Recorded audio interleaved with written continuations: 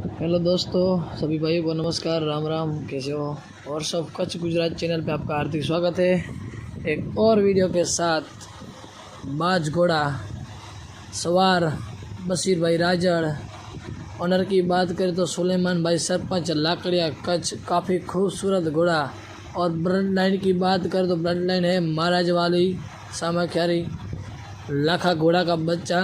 वो बहुत ही काफ़ी खूबसूरत व्यवहार चाल चलता है, 39-40 चलता है। और कच्छ और गुजरात भर में नामचीन घोड़ा बाज। और स्पीड की बात कर तो 39-40 चलता है, काफ़ी खूबसूरत चलता है। और सवार बशीर की और बाज घोड़े की बहुत ही अच्छी तालमेल जम रही है, काफ़ी खूबसूरत घोड़ा। और वारे रेस की और लाकड़िया रेस की अभी तैयारी चल रही है, प्रैक्टिस चल रही है अभी। और दोस्तों, आपको ये वीडियो पसंद आए तो मेरी यूट्यूब चैनल को आप लाइक कीजिए, शेयर कीजिए और सब्सक्राइब कीजिए। ऐसे ही नए वीडियो देखने के लिए हमारे यूट्यूब चैनल पर बने रहना। आने वाली रेस का वीडियो भी हम हमारे यूट्यूब चैनल से आपको दिखाएंगे।